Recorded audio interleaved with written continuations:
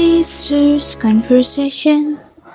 Find the story, find your voice. Halo Cheezers, kali ini aku kedapatan tamu spesial, Kang Dava. Jadi Kak Dava ini tuh merupakan Duta Genre Kecamatan Padalarang tahun 2024 dan juga sekaligus Duta Siswa ke Kota Cimahi ya Kang, tahun 2024. Boleh kita perkenalan dulu mungkin dari Kak Davanya? Oke, sebelumnya halo guys. Yang perkenalkan diri, nama lengkap aku Muhammad Dava Febri Kardiansyah. Teman-teman semua bisa panggil aku Dava ya, biar lebih akrab juga mungkin karena kita seumuran juga ya. Meskipun demikian, aku sekolah di Seman 5 Kota Cimahi, tetapi aku berdomisili di Kabupaten Bandung Barat, yaitu di Kecamatan Padalarang. Oke, kesibukan kakak mungkin akhir-akhir ini boleh diceritain dulu? Oke, mungkin seminggu ke belakang kemarin itu gak ada ya karena baru sembuh dari sakit juga ya. Di sisi lain juga setelah aku lengser dari Duta Genre Padalarang kemarin yang sekarang angkatan Neisha yang naik ya. Aku sekarang fokus di Duta Siswa Kota Cimahi, lalu aku fokus juga sekarang di atlet karate Inkanas bahkan Jawa Barat juga begitu. Oke, berarti udah super sibuk banget nih ya Kang? Ya, jadi oh iya sama ujian praktek juga sih kalau di Seman 5 Cimahi untuk kelas 12-nya. Oh, kalau sekarang udah selesai belum tuh ujian praktek? Belum, minggu depan terakhir. Oke, berarti terima kasih banyak Kang Dava udah menyempatkan waktunya untuk hadir di Cheezers Podcast kali ini. Mungkin kita bakal langsung masuk ke sesi podcast ya Kang. Ya, jadi hari ini tuh kita akan membahas mengenai tekanan mental pada remaja gitu. Sekarang tuh kan banyak sekali remaja yang mereka tuh ngerasa banyak pressure gitu, mulai dari orang tua, dari lingkungan, dari pertemanan gitu. Nah, menurut Kak Dava sendiri, apa sih yang menjadi faktor utama dari tekanan mental pada remaja dari 3 poin tadi? Oke, baik. Jadi menurut Dava pribadi ya, mungkin faktor utama dari tekanan mental pada remaja ini yaitu tekanan dari orang tua tentunya. Mengapa demikian? Karena orang tua itu pasti memiliki targetnya masing-masing. Betul. Contohnya, anak harus memiliki nilai A, B, bahkan tidak boleh sampai C. Di sisi lain, kita tidak tahu kapasitas anak itu bisa atau tidak ya. Nah, maka dari itulah anak itu menjadi terbebani.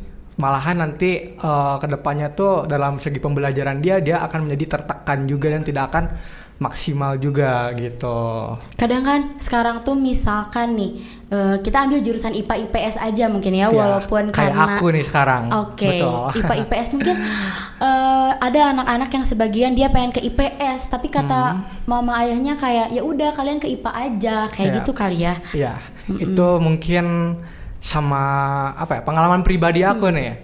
Jujur aku waktu mau ke SMA ini tidak didukung oleh orang tua untuk ke SMA, malahan lebih didukungnya ke SMK. Mengapa aku sekarang bisa menginjak di SMA? Aku mencoba mengobrol baik-baik dengan kedua orang tua bahwa misalnya kalau aku masuk SMK aku tidak bingung loh jurusannya karena tidak ada yang aku minati. Beda halnya dengan SMA. Kalau SMA aku akan masuk jurusan IPA dan untuk kedepannya pun bla bla bla bla. Setelah ngobrol demi panjang, alhamdulillahnya keterima juga ya. Dan alhamdulillah sampai sekarang sih. Meskipun jujur di IPA menyenangkan ya karena hitungannya banyak. Betul. Ya, itu seru lah pokoknya mah gitu. Tuh berarti teman-teman yang paling penting itu komunikasi ya. Betul. Komunikasi sama orang tua, apa kemauan kita, apa kemauan orang tua. Jadi nanti kita bisa ambil jalan tengahnya. Betul. Kayak gitu. Nah, tapi ada juga beberapa remaja yang mereka tuh nggak deket gitu sama orang tuanya dan mereka mencari rumah dari orang lain gitu. Jadi rumahnya tuh sebagai teman mungkin. Yep. Kayak gitu. Gimana tuh tanggapan dari Kang Dava terkait rumah itu? Baik. Menurut Dava sendiri udah pada dasarnya remaja ya. Rumah itu ada rumah ke satu misalnya keluarga sendiri, atau rumah kedua itu misalnya bestinya nih, sahabat dekatnya ya. Menurut aku itu sangat wajar ya. Dan yang dimaksud dalam rumah ini itu sangat bisa mengurangi juga dalam tekanan mental pada remaja pada umumnya. Mengapa? Karena yang di dalam dimaksud rumah ini menimbulkan rasa nyaman. Rasa nyaman pada diri yang bahasanya itu yang menyebabkan kena penyakit tekanan mental pada remaja itu. Mental health tuh katanya penting katanya gitu kan kata Mental para health. remaja. Iya, mental health itu penting karena di sisi lain bukan hanya kepintaran ya, tapi kewarasan pun harus benar dijaga ya, Iya, karena betul, kita betul, sebagai betul. para siswa apalagi gitu ya. Apalagi kan Dava nih sibuk banget kayaknya, itu kewarasan mentalnya gimana tuh kira-kira? Ya, jadi kalau aku mungkin sebagian teman dekat ya, yang udah dekat aku dari lama, banyak yang bilang sih kok bisa gitu ya, beda tempat beda sifat gitu ya.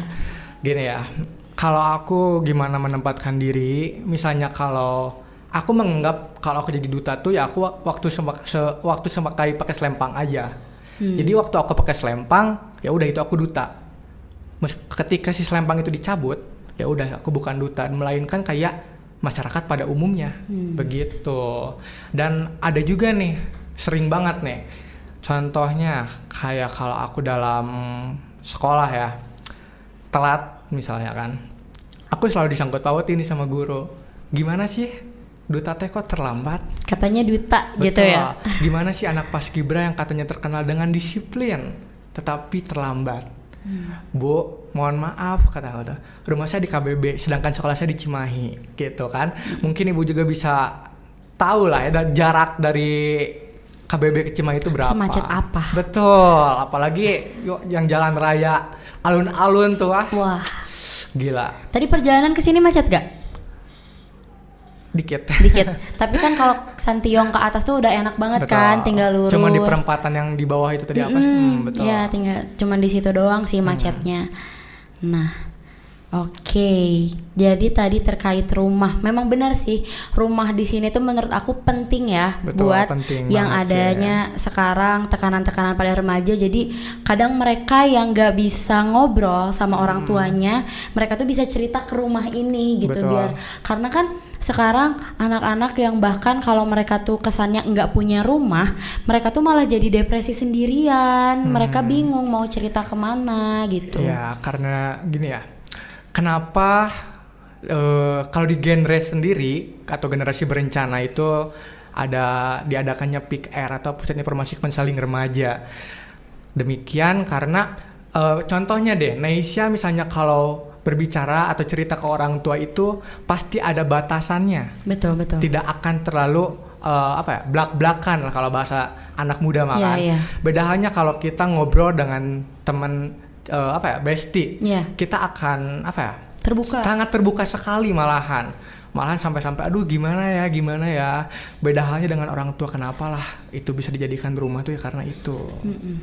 Karena misalnya kalau si ini cerita ke orang tua tuh takut. Iya, benar. Malahan sama orang tua pasti udah dimarahin duluan, diceramahin duluan. Beda halnya kalau sama teman sendiri itu didengarkan dulu, baru dirangkul, baru dikasih tahu begitu. Iya, karena kalau kita cerita ke teman sebaya tuh kadang mereka tuh bisa lebih memposisikan diri. Betul, sama kayak kita. betul. Mereka memposisikan kalau oh iya kalau aku kayak gini juga gimana ya. Betul. Tapi terkadang ada ya beberapa gitu ya. Ada orang tua yang misalkan langsung menghakimi gitu. Betul, menghakimi. Tapi tidak jarang juga banyak orang tua yang mensupport gitu. Betul. Langsung support anak-anaknya kalau emang kemauan mereka bahkan difasilitasin. Betul. Gitu sama orang tuanya. Nah, karena orang tuanya yang langsung menghakimi nih, jadi rata-rata mungkin remaja di zaman sekarang ini jarang mau untuk mengobrol dengan orang tua. Karena sudah tahu meskipun aku mau ngobrol dengan orang tua, tapi udah tahu nanti ujung-ujungnya pasti dimarahin dan pasti tidak diizinkan begitu. Betul. Tapi terkait rumah ini sendiri, walaupun kita belak-belakan gitu ya Betul. sama si rumah ini, tapi kita juga harus tetap punya batasan, gak sih Kang? Yaps, tapi kalau itu balik lagi ke diri masing-masing ya, karena mungkin ada yang udah menganggap percaya 100%, mungkin ada yang ingin masih membatas, tapi itu balik lagi ke diri mereka masing-masing gitu. Oke. Kalau Nesa sendiri mungkin? Kalau aku sih, aku bisa dibilang teman aku banyak gitu ya. teman aku banyak, tapi kalau orang kepercayaan aku itu cuma 1 dan 2 gitu, cuma 1-2 aja. Dan karena ya kadang juga aku merasa emang terlalu oversharing gitu ke mereka ya. Kadang misalnya ada apa ya, kayak di jalan gitu aku nemu apa hal-hal random aja, aku bisa chat mereka buat cuman ngasih tahu doang gitu. Atau mungkin kejadian-kejadian di rumah mungkin. Dan kenapa aku percaya sama mereka, karena mereka juga mempercayai aku gitu. Mereka cerita tentang masalah pertemanan mereka, terus masalah di rumah. Jadi aku juga nggak segan gitu untuk menceritakan mungkin masalah-masalah aku ke mereka juga gitu. Nah tapi banyak kasus tuh yang sering terjadi, remaja tuh banyak yang kayak tadi oversharing gitu ke orang-orang yang baru mereka kenal bahkan gitu. Gimana tuh kira-kira kayak gimana gitu, kenapa? Itu kayaknya aku banget sih. Oke. Gimana nih Kang? Kebetulan juga nih. Jadi gimana ya guys, aku tuh memiliki rasa penasaran yang tinggi juga ya. Misalnya kalau aku baru kenal dengan seseorang, mengapa aku bisa oversharing? Karena ada feedback yang sangat enak dari lawan bicara aku nih. Itu bisa memunculkannya oversharing. Nah, sisi lain beda halnya nih kalau lawan bicara kita memuncul feedbacknya tuh malah kurang enak ke kita. Itu malahan jadi asa gak enak kan kita tuh kalau mau cerita tuh kan ya. Apalagi cuma jawabannya teh oh iya. Itu kayak aduh. Nah, kalau menurut aku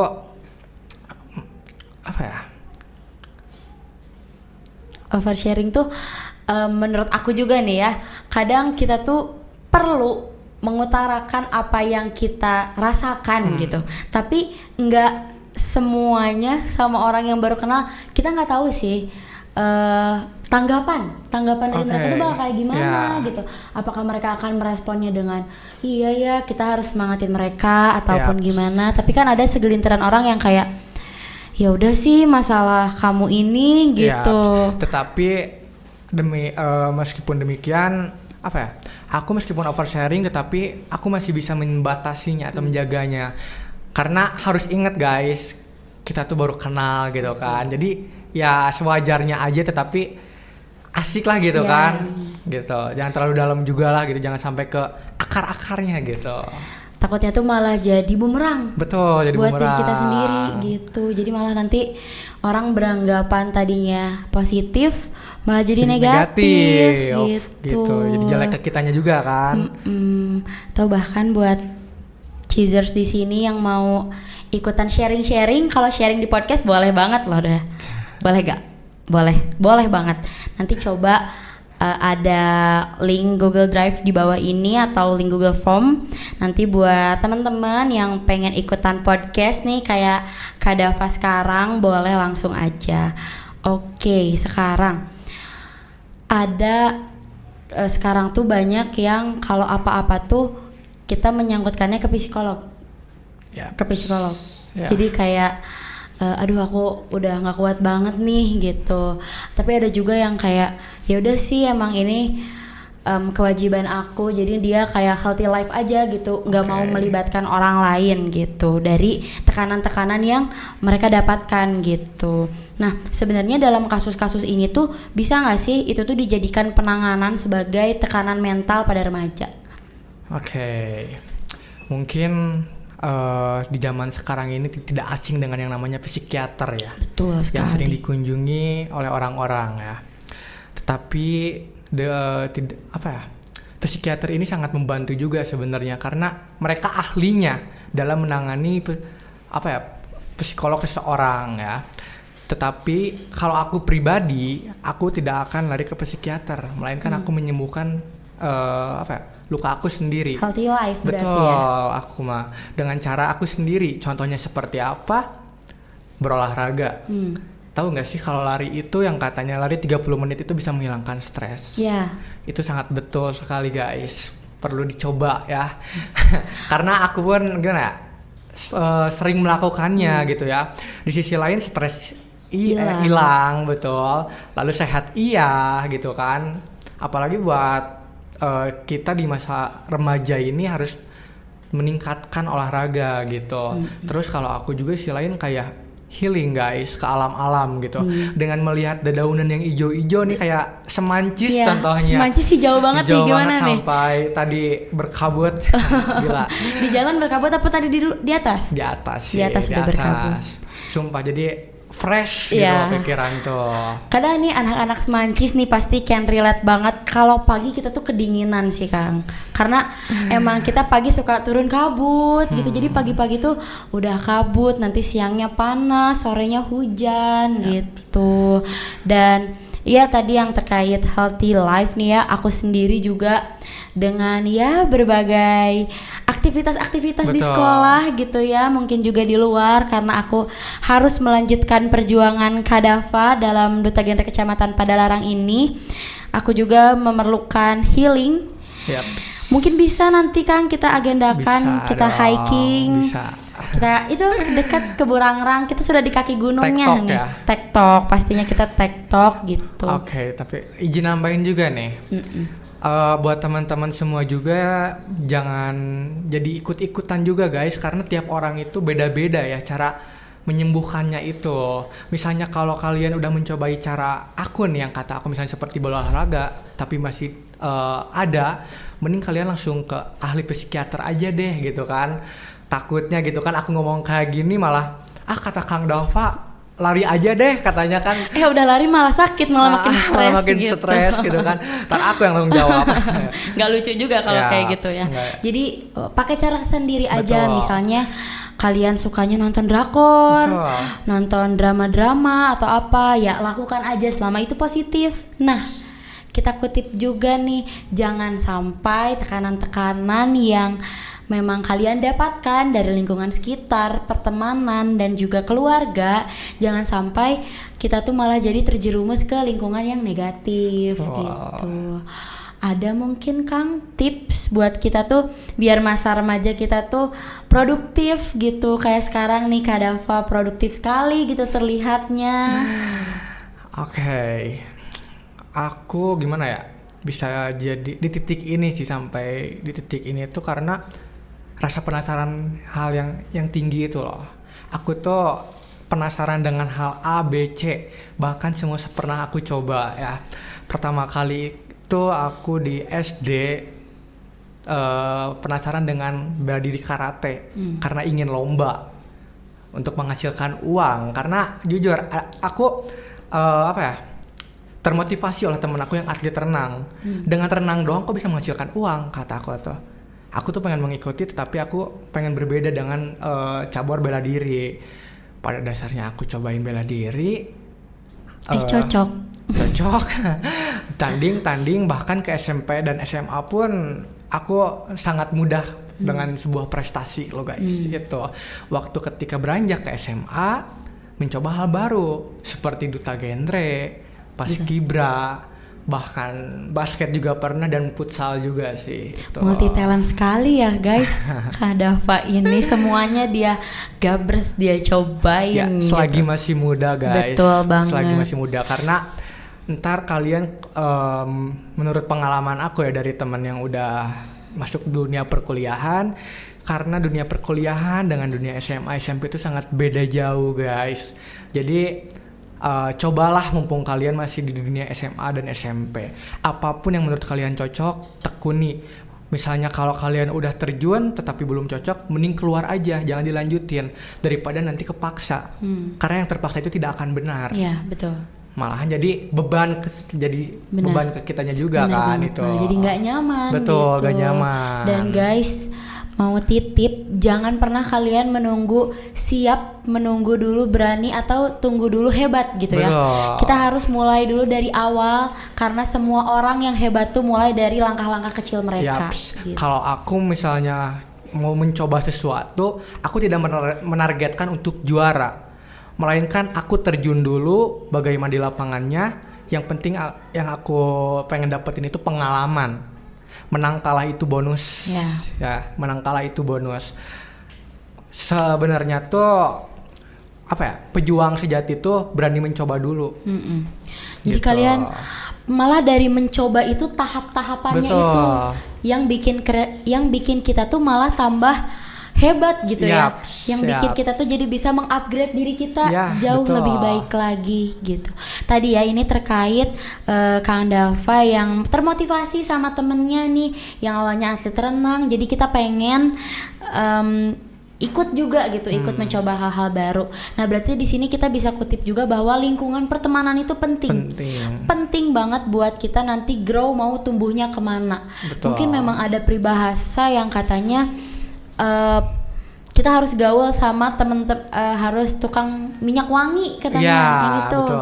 Kata orang tua banget itu Mas. Iya itu kata orang tua banget tuh, katanya kalau kita gaul sama tukang minyak wangi kita bakal jadi wangi. Wangi, ke bawah wangi. Iya Yaps. gitu. Sebenarnya 50-50 nggak sih Kang? Stigma itu tuh. Jadi kayak di satu sisi memang lingkungan itu penting ya Yaps. buat kita nantinya grow ke depannya gimana, karena kita punya motivasi. Iya. Kayak aduh dia kayak gitu, aku juga harus bisa dong. Tapi di sisi lain kalau memang lingkungan kita buruk, sudah seharusnya sebagai remaja nih, apalagi kita mau menuju Indonesia Emas tahun 2045, jangan sampai jadi Indonesia cemas. Betul. Gitu. Nah jadi kalau kita memang mendapatkan lingkungan yang mungkin kurang mengenakan bagi kita, cobalah kita menjadi role model untuk mereka agar mereka tuh bisa mengikuti langkah-langkah positif kita gitu. Kayak Akang juga kenal nih ya, ada seseorang yang aku kenal gitu. Dia tuh tumbuh di lingkungan yang memang sepertinya kurang mendukung untuk dia itu tumbuh gitu. Tapi dia berani, dan lingkungan di luar sekolahnya tuh termasuk Kak Dava nih sebagai temannya membuat dia tuh termotivasi gitu, kayak pengen kayak Kak Dava gitu, pengen berubah untuk menjadi lebih baik, dan akhirnya dia sekarang udah jauh lebih baik ya Kang. Alhamdulillah. Dia sekarang udah bisa menjadi role model ya. Dia sudah bisa menjadi role model untuk sekolahnya, bahkan orang-orang juga sudah mulai mengenal dia gitu. Jadi ya kita harus ini banget guys, buat lingkungan itu sangat penting banget nih Kang. Yaps, betul. Intinya jangan takut untuk mencoba guys. Karena gimana ya, kalau kalian gak mencoba sama sekali, kalian tuh udah pasti gagal. Beda halnya kalau kalian udah mencoba, kalian tuh bisa menang atau enggak gitu. Tapi menang tuh bukan berarti juara ya. Menang tuh gak selalu dalam arti juara guys, itu. Karena kita kita bisa menang dari diri sendiri. Kadang yang paling susah ngalahin diri sendiri gak sih Kang? Yaps. Kemalasan. Wah, itu susah banget. Jadi kadang apa yang mau kita mulai, kita yang nunda sendiri. Kalau nanti ya. Betul. Anak-anak sekarang tuh suka gini. Misalkan hal sekecil mau bangun dari tempat tidur. Aduh, waktunya tuh 10.26. Tunggu 4 menit lagi deh biar 10.30. Kadang suka ada yang kayak gitu. Kayak itu tuh sebenarnya kita mau bangun jam 10.26 atau 10.30 nggak bikin kita tambah semangat nggak sih? Malah bikin kita tambah malas gitu. Iya, tambah lemes juga malahan.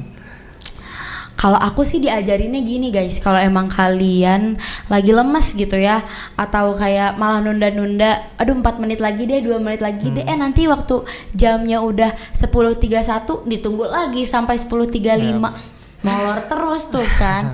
Kalian hitung aja, kayak sebutin aja 1, 2, 3. Pas 3 kan langsung bangun. Itu kalau di aku ngefek sih, jadi kayak kita lebih fokus gitu. Atau mungkin tadi menanggapi rasa malas dari Kak Dava, gimana nih cara biar kita tuh nggak malas gitu kan, mumpung masih muda juga gitu. Oke, kalau dari aku mungkin biar kita gak malas ya. Jujur ya, aku di rumah tuh sepi mungkin ya, karena orang tua bekerja, teteh juga bekerja gitu kan. Jadi misalnya kalau aku tuh rebahan terus tuh bosan gitu guys. Misalnya kalau aku juga pernah tuh yang apa yang dikatain Nesya, misalnya jam 10.26, tetapi bangun tuh kagok jam 10.30 gitu kan. Kayak gitu. Tetapi kalau aku ada bermindset atau berpikiran seperti ini, 1 menit itu berharga gitu.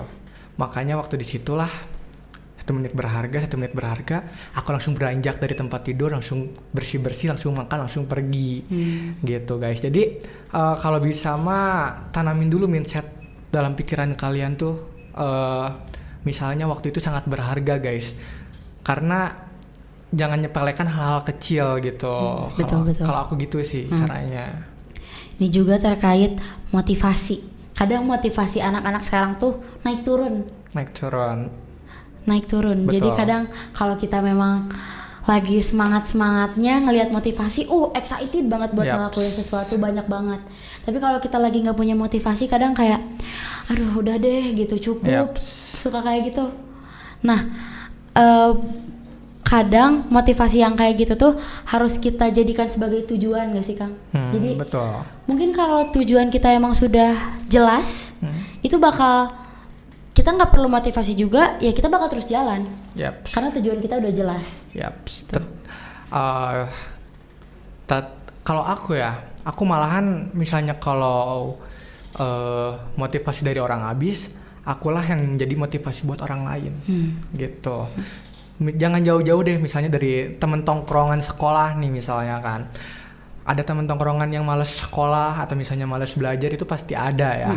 Betul sekali. Nah, tetapi di sisi lain, apakah kita sebagai teman hanya mendiamkan saja? Tidak, kita mengasih tahu dengan cara memberi motivasi. Atau kita misalnya kalau dengan motivasi masih tidak didengar, kita kasih sedikit ketakutan buat mereka. Contohnya seperti apa? Mungkin masuk BK, orang tua dipanggil, bahkan tidak naik kelas. Disitulah mungkin siswa yang lain yang asalnya malas sekolah dan malas belajar, bahkan bakal munculnya tumbuh semangat lagi untuk termotivasi buat belajar gitu. Oke, jadi garis besar dari obrolan kita hari ini ya, kita tuh harus yang pertama jangan malas. Kita harus punya kedisiplinan buat diri kita sendiri dan juga buat masa depan kita nantinya. Betul. Lalu juga kita harus menjadi pribadi yang bermanfaat bagi orang lain, karena kita makhluk sosial. Kita harus bisa bersosialisasi, kita harus bisa saling memotivasi, jangan hidup sendirian. Boleh dong Kang, gimana nih kesan pesan buat podcast hari ini? Oke, tentunya sangat menarik juga ya, sangat keren sekali sih. Contohnya di Seman 1 Cisarua ini suatu kebanggaan juga. Terima kasih atas aku bisa diundang ke tempat ini gitu ya. Terima kasih banyak juga kepada Kak Dava yang telah meluangkan waktunya untuk ngobrol-ngobrol ceria di sini. Semoga nanti di next episode kita bisa ketemu lagi. Mungkin nanti episodenya kita ketemu di alam atau kita berlari gitu ya. Bisa. Biar enggak penat gitu dengan 1000 kesibukan Kak Dava mungkin sekarang. Terima kasih banyak sudah meluangkan waktunya ke sini. Buat cheesers sekalian, jangan lupa buat kalian yang pengen juga ngobrol-ngobrol cantik di sini di Cheesers Podcast, nanti kita bakal siapin link Google Form buat nanti kalian isi, buat nanti ada kalian mau cerita tentang apa, mau temanya apa, boleh nanti kita bareng-bareng kita ngobrol-ngobrol ceria di sini. Oke, terima kasih banyak sekali lagi buat Kang Dava yang udah meluangkan waktunya untuk kesini. Oke, kita dadah dulu ke kamera. Dadah guys, sampai jumpa di podcast selanjutnya.